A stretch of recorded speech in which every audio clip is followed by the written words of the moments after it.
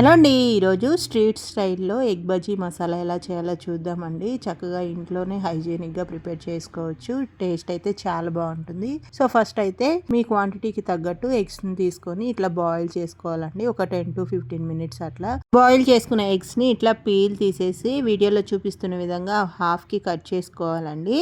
Next deep ఫ్రైకి సరిపడా oil వేసుకోవాలి. ఆయిల్ హీట్ అయ్యేలోపు మనం బజ్జీ బ్యాటర్ మిక్స్ చేసుకుందామండి.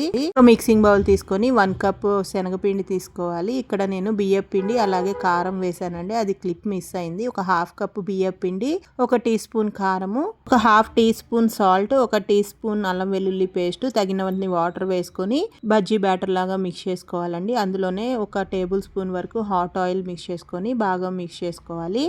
కలిపి పెట్టుకున్న బజ్జీ బ్యాటర్లో ఒక ఎగ్ స్లైస్ వేసుకొని ఇట్లా డిప్ చేసుకొని మనం బజ్జీ ఎలా అయితే వేసుకుంటామో సేమ్ అలాగే ఆయిల్లో వేసుకొని గోల్డెన్ బ్రౌన్ వచ్చేంత వరకు రెండు వైపులా కూడా ఫ్రై చేసుకోవాలండి.